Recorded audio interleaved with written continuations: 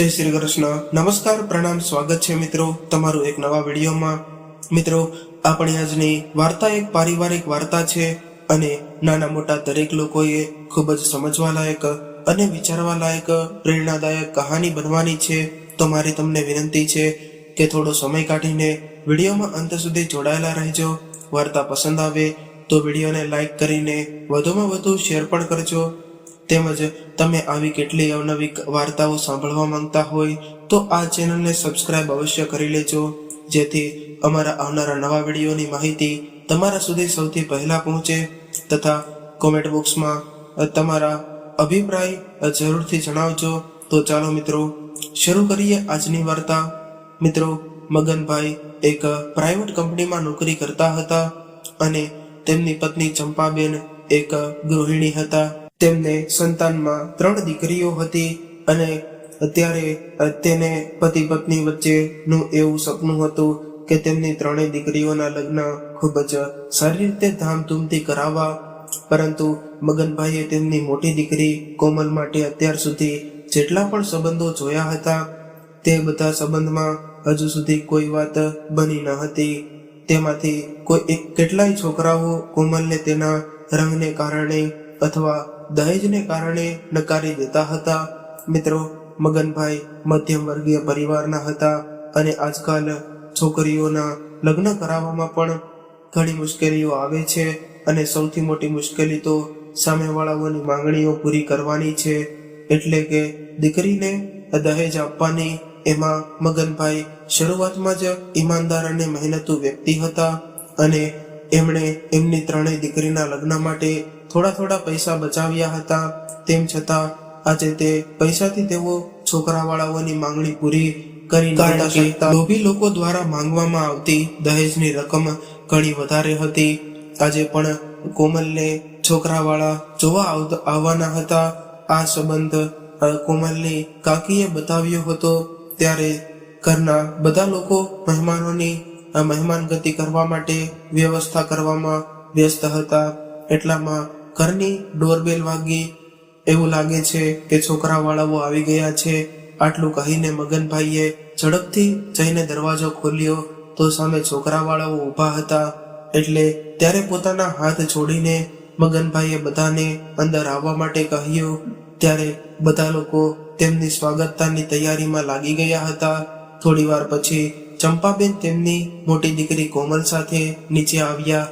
પછી મગનભાઈએ કહ્યું, લ્યો સાહેબ, આવી ગઈ અમારી દીકરી સૌની સામે. આમ તો આનું નામ કોમલ છે, પણ અમે તેને પ્રેમથી સોની કહીને બોલાવીએ છીએ.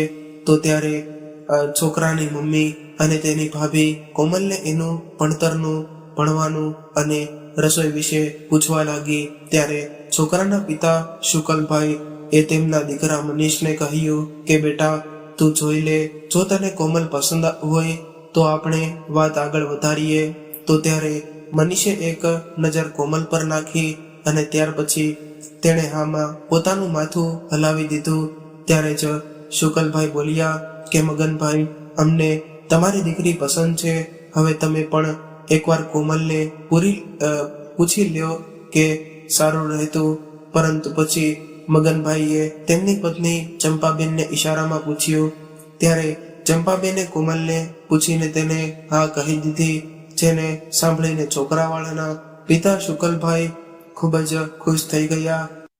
ત્યારે છોકરાની ભાભી તેની સાસુ સવિતાબેનના કાનમાં કહેવા લાગી કે માં, આ છોકરી તો શ્યામ છે, તો પિતાજી તેમને આ સંબંધ માટે હા કેવી રીતે કહી શકે છે? તમે કંઈક કરો. ત્યારે સવિતાબેને કહ્યું કે વહુ, તું ચૂપ થઈ જા. શું તું જોઈ નથી રહી કે આ તેમની સૌથી મોટી દીકરી છે? તેમના ઘરમાં આ પહેલા લગ્ન છે, તો તેના પિતા તેને સારું એવું જ દહેજ આપશે. અને છોકરી પણ એટલી ખરાબ થોડી છે, ખાલી એનો રંગ જ શ્યામ છે. ત્યારે પોતાના સાસુ સવિતાબેનની આવી વાત સાંભળીને તેની વહુ રીટા ચૂપ થઈ ગઈ. ત્યારે તેને ખબર પડી ગઈ હતી કે તેના સાસુ હવે ભારી ભરખમ દહેજની માંગણી કરશે. બધાની હા થઈ ગયા પછી ચંપાબેને પોતાની દીકરી કોમલને લઈને ઉપર જતા રહ્યા અને મનીષને ક્યાંક બહાર જવાનું હતું, એટલે મનીષ પણ ત્યાંથી જતો રહ્યો. ત્યારે શુકલભાઈએ મગનભાઈને કહ્યું કે હા ભાઈ, હવે આપણે આગળની વાત કરીએ. તો ત્યારે મગનભાઈ બોલ્યા કે હા, કેમ નહીં, હું તો વિચારતો હતો કે આપણે આજે જ કોમલ અને મનીષની સગાઈ પણ કરી દઈએ. ત્યારે સવિતાબેન વચ્ચે બોલી પડ્યા કે એમ પણ આપણે કેવી રીતે સગાઈ કરી દઈશું, હજી તો આવવા લેવાની કોઈ વાત થઈ જ નથી. પછી મગનભાઈ તરત તોણા તેમણે કહ્યું કે જુઓ મગનભાઈ, અમને તો ખબર જ છે કે આજકાલ સારા છોકરાઓ મળતા નથી, અને જો મળી જાય તો કોઈને કંઈક આપવું પડે છે. જુઓ, મારો દીકરો એક મલ્ટીનેશનલ કંપનીમાં નોકરી કરે છે અને તે સાચું સોનું છે, તો તેના હિસાબથી તમારે અમને કંઈક આપવું પડશે. આમ તો આજકાલ બધા પોતાની દીકરીઓને સારું જ આપતા હોય છે. બસ તમે વધારે કંઈ નહીં, 10 લાખની કાર અને 11 લાખ રોકડા રૂપિયા દેજો. એમ તો આ કંઈ વધારે નથી. મારા ભાઈએ તો એમની દીકરીના લગ્નમાં 50 લાખ રૂપિયા આપ્યા હતા, અને આમ પણ જોઈએ તો તમારી દીકરીનો રંગ પણ શ્યામ છે, એટલે તમે સમજી શકો છો.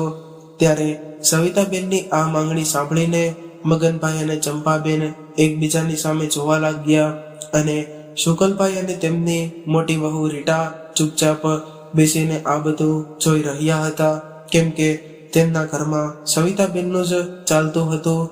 ત્યારે જ મગનભાઈએ હાથ જોડતા કહ્યું કે સવિતાબેન, અમારે થોડો ટાઈમ જોઈએ છે. ત્યારે સવિતાબેન બોલ્યા કે ઠીક છે, તમે 2 દિવસ પછી અમને જણાવી દેજો, કેમ કે અમારા દીકરા માટે બહુ બધા સંબંધો આવે છે, એટલે તમે નહીં તો બીજું કોઈ. આટલું કહીને તેઓ બધા જતા રહ્યા. ત્યારે તેમના ઘરમાં શાંતિ છવાઈ ગઈ. મગનભાઈ ચૂપચાપ જઈને ખુરશીમાં બેસી ગયા.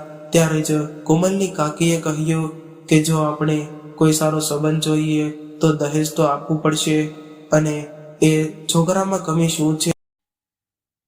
સારું એવું કમાય છે, સારી એવી નોકરી છે, સારું એવું ઘર છે. સારા આવા સંબંધો રોજ રોજ ના આવે.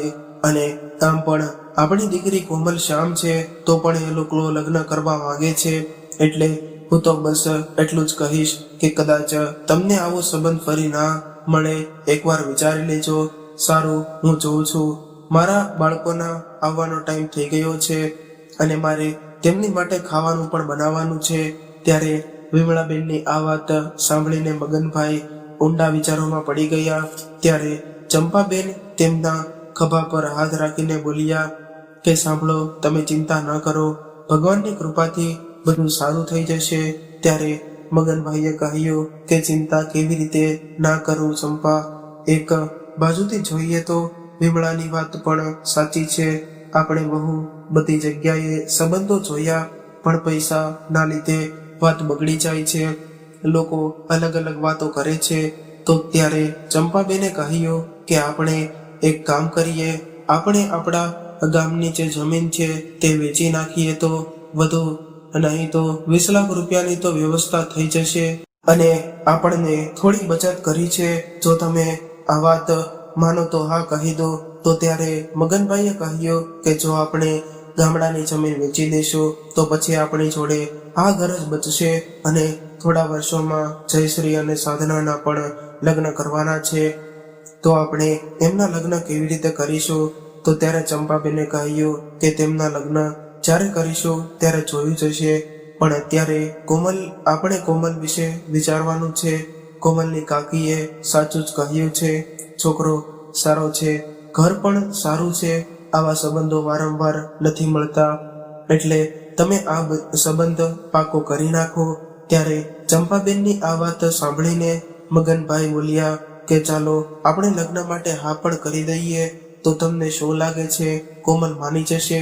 ત્યારે ખબર પડશે કે આપણે એના લગ્ન માટે લાખોની જમીન વેચી દીધી છે, તો ક્યારેક પણ આ લગ્ન નહીં કરે તો આપણે તેને કશું નહીં કહીએ કે આપણે જમીન વેચી દીધી છે. ચંપાબેને કહ્યું. ત્યારે મગનભાઈ બોલ્યા કે ચાલો આપણે એને અત્યારે ન કહી દઈએ અને તેના લગ્ન કરી દઈએ, પરંતુ એના લગ્ન પછી જો એને ખબર પડશે તો એ ક્યારેય પણ ખુશ નહીં રહી શકે.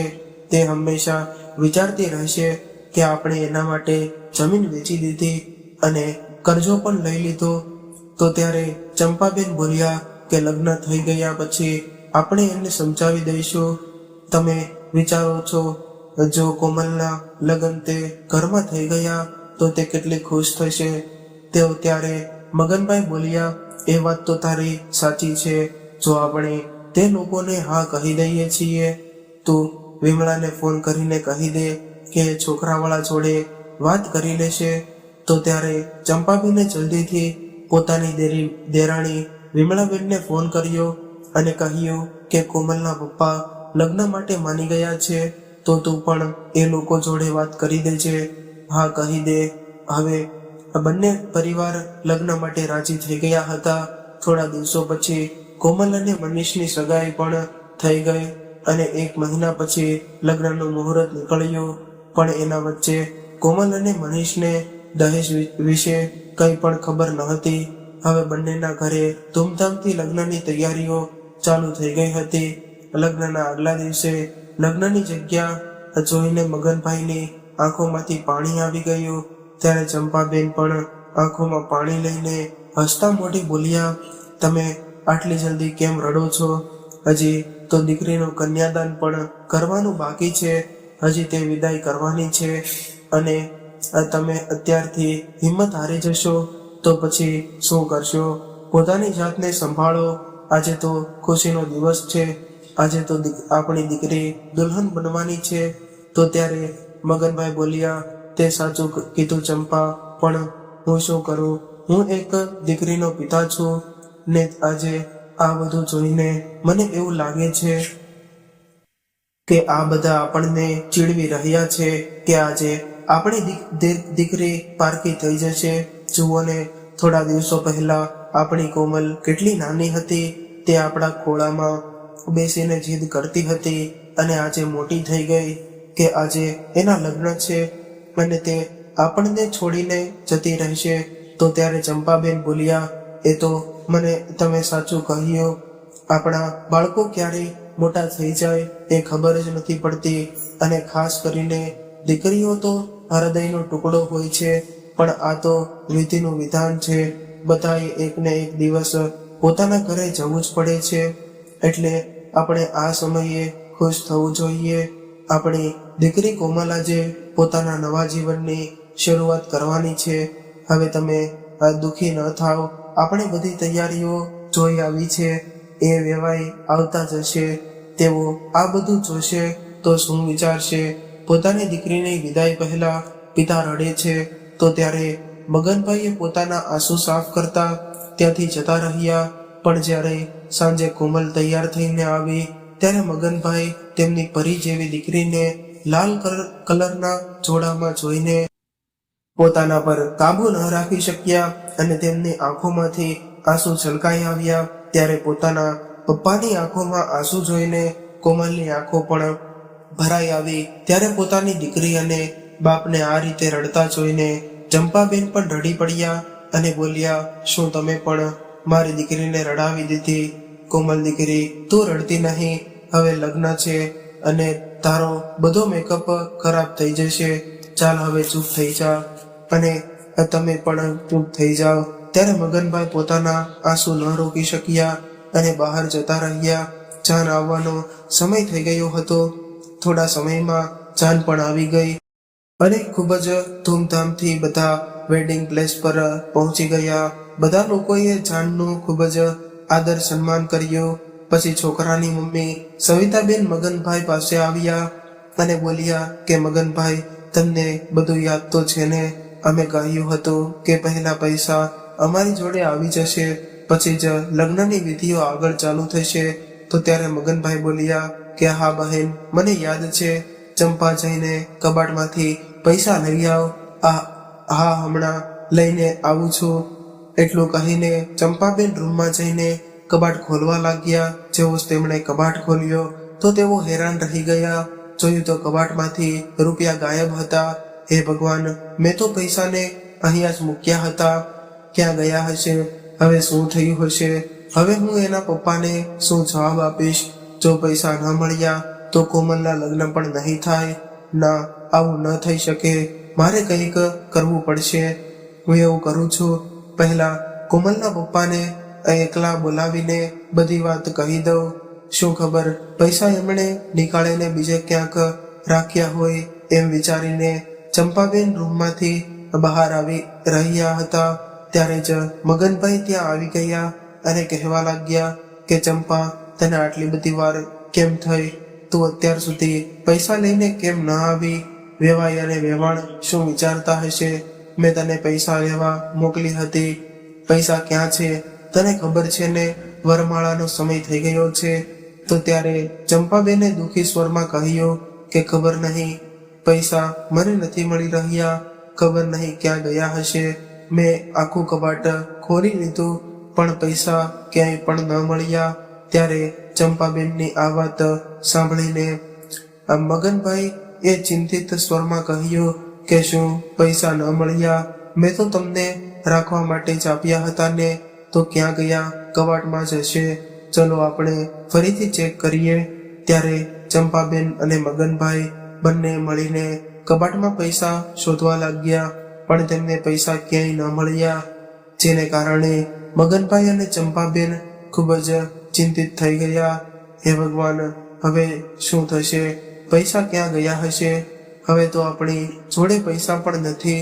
હવે આપણે વેવાણજીને શું જવાબ આપીશું? એમણે તો કહ્યું હતું કે પૈસા મળ્યા પછી જ લગ્નની બધી વિધિ ચાલુ થશે. જો પૈસા નહીં હોય તો આપણી દીકરીના લગ્ન પણ નહીં થાય.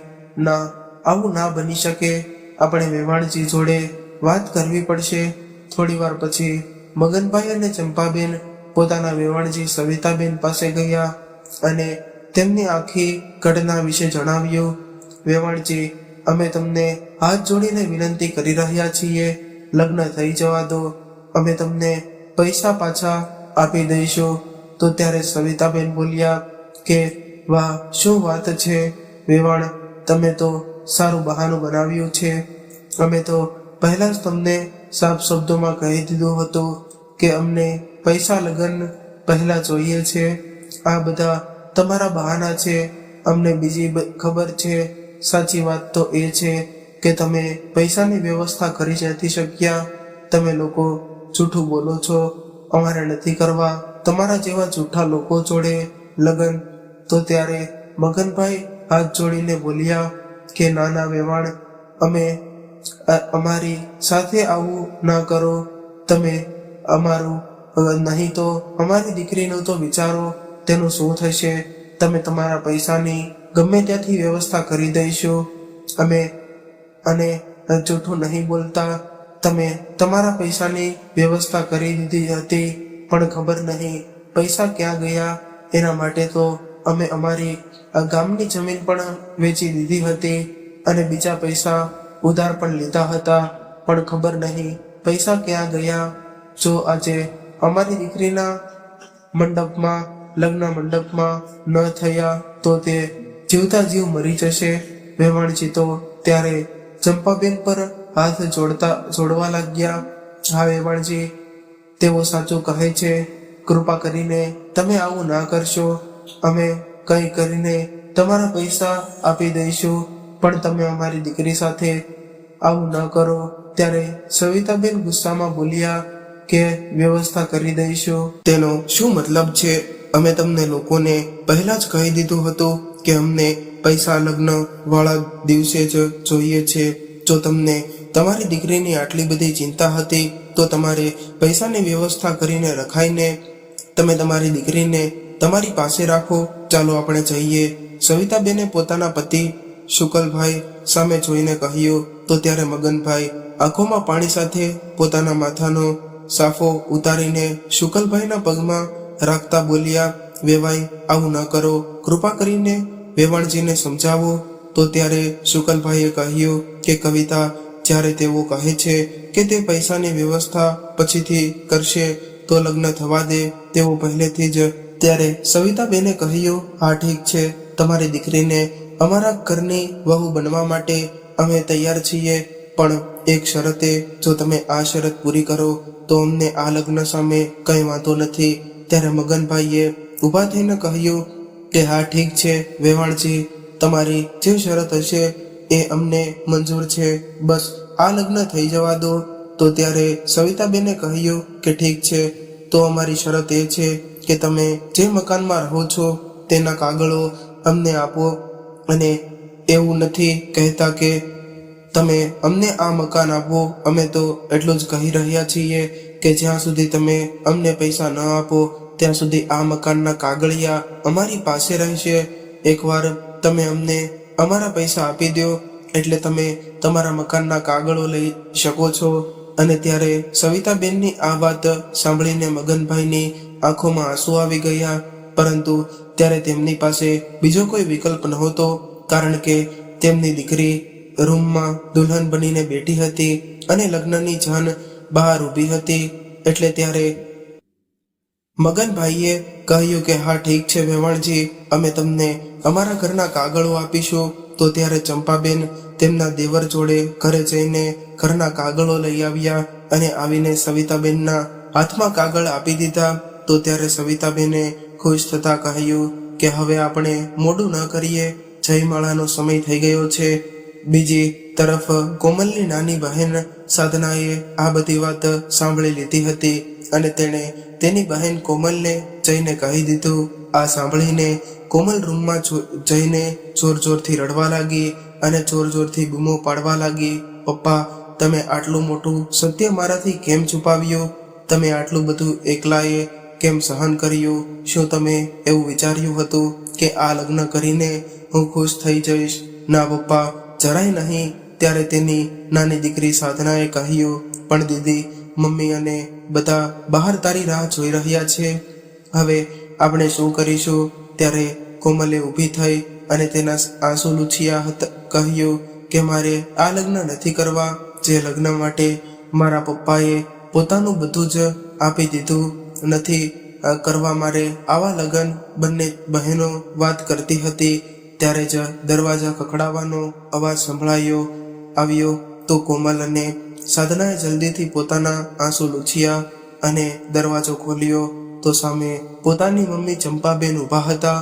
એમણે કહ્યું કે દીકરી, જલ્દી આવ, મનીષ ત્યાં સ્ટેજ પર તારી રાહ જોઈ રહ્યો છે. ત્યારે કોમલને તેની માતાને કંઈ પણ કહેવું યોગ્ય ન લાગ્યું, એટલે તે ચૂપચાપ સ્ટેજ પર આવી અને જયમાળાની વિધિ શરૂ થઈ. પહેલા મનીષે કોમલને માળા પહેરાવી, પરંતુ ત્યારે કોમલ ચૂપચાપ ઊભી હતી. ત્યારે ચંપાબેન તેની પાસે આવીને બોલ્યા કે શું થયું કોમલ, માળા પહેરાવ, મનીષ ક્યારનો તારી રાહ જોઈ રહ્યો છે. ત્યારે કોમલે માળા પહેરાવવા માટે તેના હાથ આગળ કર્યા, પરંતુ તે અધવચ્ચે ચટકી ગઈ અને સ્ટેજ પરથી નીચે આવી અને તેના પિતાની સામે આવીને ઊભી રહી ગઈ. ત્યારે બધા તેને જોઈને આશ્ચર્યચકિત થઈ ગયા. ત્યારે મગનભાઈએ કહ્યું કે કોમલ દીકરા, શું થયું? અમને ખબર છે કે તને ખરાબ લાગે છે, પણ પહેલા જઈને વિધિ પૂરી કર. ત્યારે કોમલે પોતાની આંખોમાં આંસુ સાથે કહ્યું કે ના પપ્પા, હું આ લગ્ન નહીં કરી શકું. ત્યારે કોમલની આ વાત સાંભળીને બધા ચોંકી ગયા. એટલે ત્યારે ચંપાબેન ઝડપથી સ્ટેજ પરથી નીચે આવ્યા અને કોમલનો હાથ પકડીને તેને પોતાની તરફ ફેરવીને કહ્યું કે લગ્ન નથી કરવા. તું આ બધું શું બોલી રહી છે? દીકરા, ચાલ વિધિ પૂરી કરીએ. એટલામાં સવિતાબેનનો અવાજ આવ્યો, આ બધું શું નાટક લગાવીને રાખ્યું છે? લગ્ન નથી કરવા? તારે લગ્ન જ નહોતા કરવા તો તે હા કેમ પાડી? ના પાડી દેવી હતી ને. આવી રીતે અમારી બદનામીનો કરાય. ત્યારે મનીષે જે ચૂપચાપ લાંબા સમયથી કોમલની આ બધી હરકતો જોઈ રહ્યો હતો, હવે તેની ધીરજ ખૂટી ગઈ હતી અને તે ગુસ્સામાં સ્ટેજ પરથી નીચે આવ્યો અને તેણે કોમલને કહ્યું કે કોમલ, તે શું નાટક લગાવીને રાખ્યું છે? જો તારે લગ્ન નહોતા કરવા તો તું મને કહી દેતી. આ બધા નાટક કરવાની તારે શું જરૂર હતી? મનીષને લાંબા સમય સુધી સાંભળી રહેલી કોમલે એમ કહ્યું કે મનીષ, અમને નહોતી ખબર કે તારા માતા પિતા લગ્ન કરવા નહીં પણ તમને વેચવા આવ્યા છે. ત્યારે કોમલની આ વાત સાંભળીને મનીષ ચોંકી ગયો અને ગુસ્સે થઈ ગયો. ત્યાર પછી તે બોલ્યો, બસ કોમલ, બહુ થઈ ગયું, હવે એક પણ શબ્દ ના બોલતી. તું શું બોલે છે, તને ખબર છે? તો ત્યારે કોમલ વચ્ચે જ બોલી કે પડી, હા મને ખબર છે કે હું શું બોલું છું, પણ કદાચ તમને નથી ખબર તમારા માતા પિતાની કરતૂતોની, કે પછી તમને ખબર હોવી છતાં પણ તમે ભોળા બનવાની કોશિશ કરો છો. કોમલ, તું કહેવા શું માંગે છે મને કંઈ ખબર નથી પડતી, અને હવે ફરી જો તું મારા માતા પિતા વિરુદ્ધ કંઈ બોલીશ તો મારાથી ખરાબ કોઈ નહીં હોય. તો ત્યારે મગનભાઈએ કહ્યું કે કોમલ, આ બધું શું છે અને તું શું બોલે છે? આપણા સંસ્કાર તો એવા નહોતા કે મોટા સામે આવી રીતે આપણે વાત કરીએ. તને અમારા સન્માનની જરા પણ ચિંતા છે તો શાંતિથી ઉપર જા અને શાંતિથી લગ્ન કરી લે. ત્યારે કોમલને સમજાવતા મગનભાઈએ કહ્યું અને મનીષ સામે હાથ જોડીને કહ્યું, અમને માફ કરી દે દીકરા, બસ નહીં, શું થઈ ગયું છે તેને અમે એના વતી તમારી માફી માંગીએ છીએ. પછી સવિતાબેન તરફ હાથ છોડીને કહ્યું, કૃપા કરીને માફ કરજો વેવાણજી. તો ત્યારે સવિતાબેને કહ્યું કે હવે તમે માફી માંગો છો કે પગે પડો, હવે અમે લગ્ન નહીં કરીએ. જો છોકરી લગ્ન પહેલા જ આવી છે તો પછી લગ્ન પછી તો શું કરશે? સારું છે કે આજે અમને એની હકીકત ખબર પડી, નહીં તો અમારા દીકરાનું શું થયું હોત? આટલી બધી બેશરમ અને બેદુહા દીકરી તમારી એક તો શ્યામ છે અને ઉપરથી આટલા બધા નખરા. તું આભાર માન મારા દીકરાનો કે તારા લગ્નમાં મારા દીકરા સાથે થાય છે, નહીં તો તારા જેવી શ્યામ છોકરી જોડે લગ્ન કોણ કરે? ત્યારે કોમલે બૂમો પાડતા કહ્યું કે તમે શું કહ્યું આંટી? હું બેશરમ અને ખરાબ છોકરી છું તો તમારા જેવા લોભીને લોકોનું શું કહેશો? અને તમે શું કહ્યું કે હું શ્યામ છું એટલે મારી જોડે કોઈ લગ્ન નહીં કરે? તમે લગ્ન કરીને તમારા પર ઉપકાર કરો છો. જો તમે પણ મારી વાત ખુલ્લા કાનથી સાંભળો નહીં કરવા માટે, જેના કારણે સાંભળા નથી કરવા મારે આવા લગ્ન, જેના કારણે મારા પિતાનું માન સન્માન ગુમાવવું પડે, અને તમારા જેવા કાળા હૃદયના નથી. તમને શરમ આવવી જોઈએ. તમે એક મજબૂત પિતાનો ખૂબ જ ફાયદો ઉઠાવો છો. તમે પોતે એક સ્ત્રી હોવા છતાં કોઈ બીજાની દીકરી વિશે તમે વિચાર્યું નહીં. ત્યારે સવિતાબેન એકાએક ચૂપ થઈ ગયા, અને ત્યારે મનીષે પોતાની માતા સવિતાબેન પાસે આવીને કહ્યું કે તમે કેમ ચૂપ છો? કંઈ બોલતા કેમ નથી? આ કોમલ શું કહે છે? ત્યારે કોમલે કહ્યું કે તેઓ શું કહેશે તમને? હું તમને કહું છું કે તમારા મમ્મી મારી ઉપર દયા ખાઈને તમારી જોડે મારા લગ્ન કરાવતા હતા. કેટલા મોટા હૃદયના છે નહીં તમારા મમ્મી? પણ આ બધું તો એક નાટક હતું. જેઓ કોઈ ગરીબની દીકરી સાથે તમારા લગ્ન કરાવવા માંગતા ન હતા, પરંતુ તેઓ તેમની લાચારીનો લાભ લઈને તેમની પાસેથી સારી એવી રકમ મેળવવા માંગતા હતા. બહુ બધું દહેજ માંગ્યું હતું તમારા મમ્મીએ, એટલે મારા પિતાએ પોતાની જમીન વેચી દીધી. ત્યારે કોમલની આ વાત સાંભળીને બધાના ચહેરાના હાવભાવ બદલાઈ ગયા. લગ્નમાં આવેલા બધા લોકો એકબીજા જોડે વાતો કરવા લાગ્યા અને કહેવા લાગ્યા કે સવિતાબેને દહેજ માંગ્યું તો એમાં શું ભૂલ થઈ ગઈ? આજકાલ બધા લોકો દહેજ આપે જ છે. ખાલી તારી એકલી જોડે થોડું માંગ્યું હતું. જો તું આપી ન શકે અને ક્ષમતા ન હોય તો આટલા મોટા ઘરમાં સંબંધ કેમ શોધ્યો? પોતાની હેસિયત જોઈને સંબંધ કરવો જોઈએ ને. આ તો એ જ વાત થઈ ગઈ કે ચાદર નાની છે અને પગ દૂર સુધી ફેલાવા છે. આવું તો ના બની શકે ને. ત્યારે બીજી મહિલા બોલી કે હા, સાચું કહ્યું તમે બહેન, દહેજ આપવું એ તો સમાજનો નિયમ છે ને. તો એ લોકોએ શું પાપ કર્યું? આ છોકરીનો તો વગર વાતનું નાટક કરે છે. દહેજ આપવું એ તો બસ એક રિવાજ છે જે બધાએ નિભાવવું પડે છે, અને વર્ષોથી બધા નિભાવી પણ રહ્યા છે. ત્યારે કોમલ જે ક્યારની આ બધી વાતો સાંભળી રહી હતી, તેણે પોતાના કાન પર હાથ રાખીને જોરથી બૂમ પાડી, બસ બસ, બહુ બોલી લીધું બધાએ. હવે એક શબ્દ પણ કોઈ ના બોલતા. અને શું કહ્યું તમે લોકોએ? દહેજ માંગીને તેમણે શું ખોટું કર્યું છે? તે લોકોએ કંઈ ખોટું નથી કર્યું. સાચું કહ્યું તમે લોકોએ. ભૂલ તો એ લોકોની નથી, ભૂલ તો મારા પપ્પાની છે કે તેઓ એક દીકરીના પિતા છે અને તેઓ તમારા આ સમાજનો એક ભાગ છે. અરે શરમ આવવી જોઈએ તમને લોકોને. તમારા જેવા લોકોને કારણે જ આ આપણો સમાજ બદનામ છે. અને શું બોલી રહ્યા છો તમે કે દહેજ લેવું એ એક રિવાજ છે?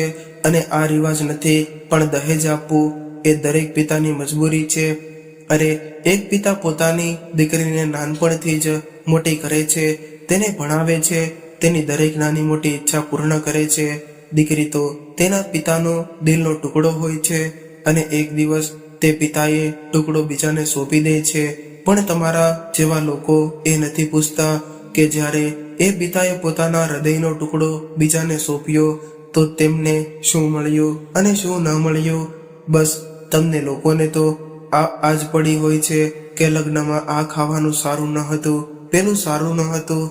જ્યારે અમારા જેવા ઘરે દીકરીઓ જન્મે છે ત્યારે તે દિવસથી માતા પિતાને ચિંતા થવા લાગે છે કે તેમને તેમની દીકરીના લગ્ન માટે પૈસા કમાવા પડશે અને તેઓ એક એક પૈસો જોડે છે. પણ તમે લોકો એને બદનામ કરવામાં એક મિનિટ પણ લગાવતા નથી કે તે સારું ન હતું કે આપવામાં આવ્યું ન હતું. શું તમે જાણો છો કે દીકરીઓ પિતા પર બોજ નથી, કે લોકો દીકરીઓથી ડરતા નથી કે તેમને અલગ કરવી પડશે? તમારા જેવા લોકોને કારણે દીકરીઓ જે જન્મ આપવાથી ડરે છે કે તેઓએ તમારા જેવા લોભી લોકોને દહેજ આપવું પડશે જે કદાચ તેમની હેસિયત ન હોય. અને તમે શું કહ્યું આંટી, મારો દીકરો ભણેલો છે તો અમારે દહેજ આપવું પડશે? તો શું તમે તમારા દીકરાને એટલા માટે ભણાવ્યો છે કે પછી તમે તેની કિંમત લગાવી શકો? પછી એક નજર બધા પર ફેરવતા તેણે કહ્યું કે તમે બધાએ શું કહ્યું કે આ એક રિવાજ છે, તેને નિભાવવો પડે છે. રિવાજ પણ નજર કરીએ તો દરેક પિતા પોતાની દીકરીને ખાલી હાથે વિદાય આપતા નથી, પરંતુ તમારા જેવા લોકોએ અને આ સમાજે લગ્નના પવિત્ર બંધનને વ્યવહારિક બંધન બનાવીને છોડી દીધો છે. અને એક સ્ત્રી થઈને બીજી સ્ત્રી સાથે આવું કરો છો. એટલે જ આજે પણ દહેજની પ્રથા આપણા સમાજમાં પોતાના મૂળિયા ફેરવી રહી છે, કારણ કે તમારા જેવી વિચારસરણી છે કે દીકરીને ભણાવશો નહીં, કારણ કે જો તે ભણી લેશે તો તેને સાચા ખોટાના અર્થ સમજાઈ જશે, અને જો તે નહીં ભણે તો તમારા જેવા નાના વિચાર કરશે. અને પછી તો કોણ જાણે કેટલા બાપને દીકરીઓના લગ્ન માટે ઘર વેચવા પડે છે. અને પછી તમે લોકો કહો છો કે આ રિવાજ છે. અરે આ રિવાજ નથી, આ તો ફાંસીનો ફંદો છે. કોણ જાણે આણે કેટલા ઘરોને બરબાદ કર્યા છે અને કેટલી છોકરીઓનો ભોગ દીધો છે. છોકરી ગમે તેટલી શિક્ષિત કે સંસ્કારી હોય, તેના તમામ મૂલ્યો અને શિક્ષણ દહેજની સરખામણીમાં નાના થઈ જાય છે, કારણ કે તેને એ પૂછવામાં આવતું નથી કે તેણે કેટલું શિક્ષણ મેળવ્યું છે અથવા તેના કેટલા મૂલ્યો છે. તેને ફક્ત એટલું પૂછવામાં આવે છે કે તેને તેના માતા પિતાના ઘરેથી કેટલું મળ્યું અને તે પોતાની સાથે કેટલા પૈસા લાવી. આ વખતે તે તેના પિયર ગઈ હતી તો તેના માતા પિતાએ શું આપ્યું? સ્ત્રી તો ભગવાને આપેલી એક અમૂલ્ય ભેટ છે, જે આ સંસાર ચલાવે છે અને દરેક સ્ત્રીનું આભૂષણ છે.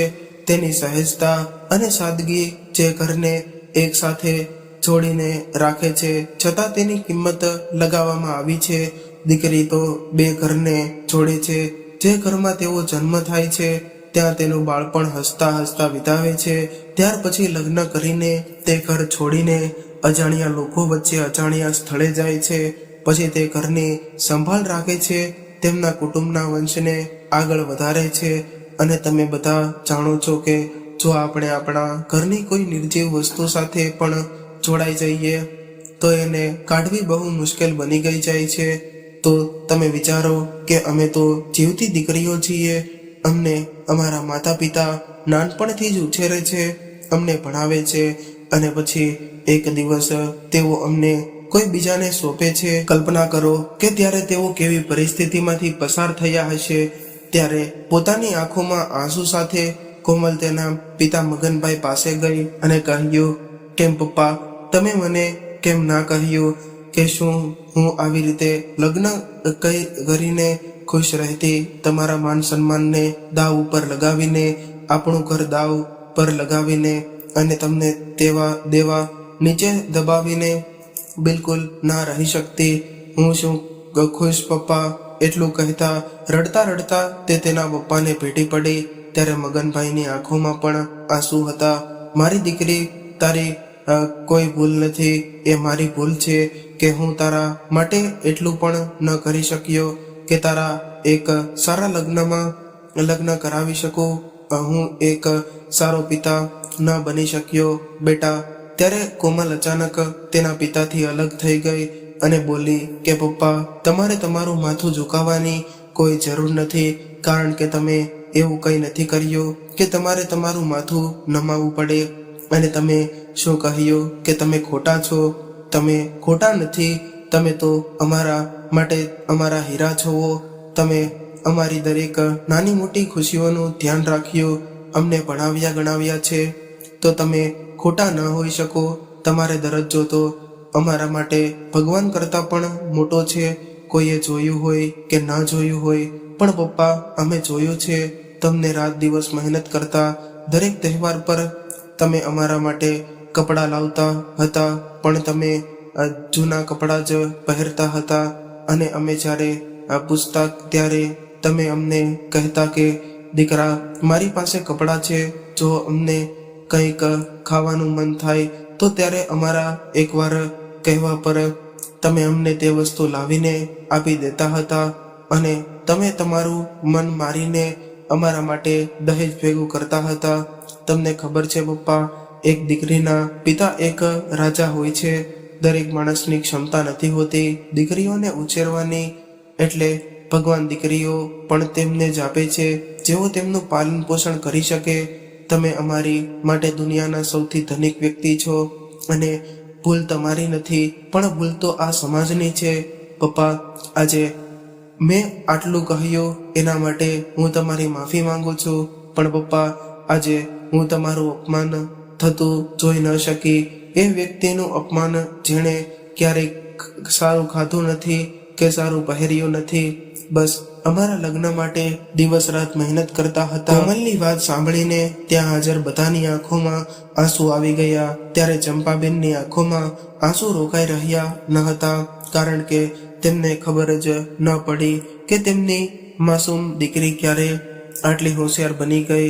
બીજી તરફ સવિતાબેન શરમથી ઝૂકી ગયા હતા, અને મનીષ જે લાંબા સમયથી કોમલની આ બધી વાત સાંભળી રહ્યો હતો, તેની આંખો પણ ભીની થઈ ગઈ. પછી તે તેની માતા સવિતાબેન પાસે ગયો અને કહ્યું કે કેમ મમ્મી, શરમ આવી જોઈએ તમને કે તમે એક સ્ત્રી બનીને બીજી સ્ત્રીનું દુઃખ નથી સમજી શકતા. આજ સુધી તમે તમારી બધી જ વાત માનતા આવ્યા છીએ, ક્યારેક તમારી કોઈ પણ વાતનો વિરોધ નથી કર્યો, કેમ કે અમને એવું લાગતું હતું કે અમારી મમ્મી દરેક વખતે સાચી છે.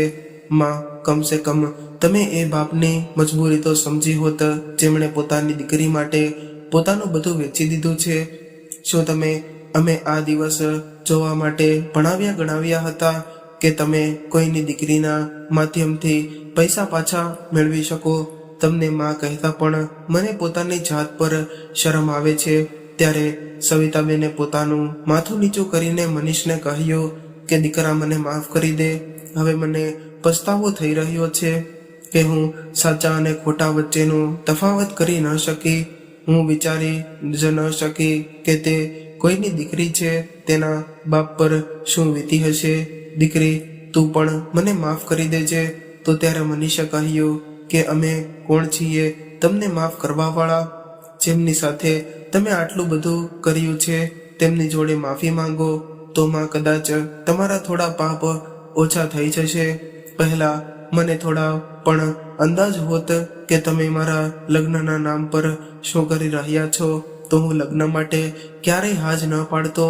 એટલું કહીને મનીષ મગનભાઈ અને કોમલ પાસે ગયો અને તેમની સામે હાથ જોડતા કહ્યું કે માફ કરજો અંકલ, મને ખબર ન હતી કે મારી માએ તમારી સાથે આવું બધું કર્યું છે. હવે તો હું કંઈ નથી કરી શકતો. બસ હું તમારી પાસે માફી માંગુ છું. પ્લીઝ મને માફ કરી દેજો. અને મારી માતા તરફથી હું ખૂબ જ શર્મિંદા છું, પણ મારો વિશ્વાસ કરજો કે મને આના વિશે કંઈ પણ ખબર ન હતી. તો ત્યારે મહાન ભાઈ એ મનીષભાઈના હાથોને નીચે કરતા કહ્યું કે ના બેટા, આમાં તારી કોઈ ભૂલ નથી, તારે આ બધું કરવાની કોઈ જરૂર નથી.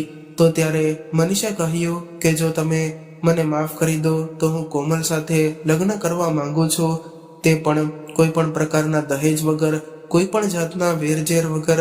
ત્યારે મનીષની આ વાત સાંભળીને બધા લોકો આશ્ચર્યથી તેની સામે જોવા લાગ્યા. પછી મનીષે કહ્યું કે હું જાણું છું કે તમારા બધાના મનમાં શું ચાલી રહ્યું છે.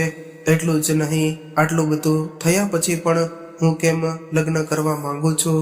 પણ જો તમને સાચું કહું તો મારે એવો જીવનસાથી જોતો હતો જે સાચાને સાચું અને ખોટાને ખોટું બની કહી શકે, જે મારી સાથે કદમથી કદમ મિલાવીને ચાલી શકે. અને આજે કોમલે ખોટા સામે ઊભા રહીને બતાવી દીધું કે છોકરીઓ કમજોર નથી હોતી, પણ આ સમાજ તેમને કમજોર બનાવે છે, કારણ કે સ્ત્રીઓ ક્યારેય કમજોર નથી હોતી. કોમલે આ બધું કરીને બતાવી દીધું કે મહિલાઓ આજે પણ કમજોર નથી, પરંતુ આ સમાજને કારણે તેમને દરેક વખતે પોતાને સાબિત કરવું પડે છે. અને કોમલે પોતાના પરિવાર અને પોતાના માટે ઊભા થઈને કંઈક ખોટું કામ કર્યું નથી.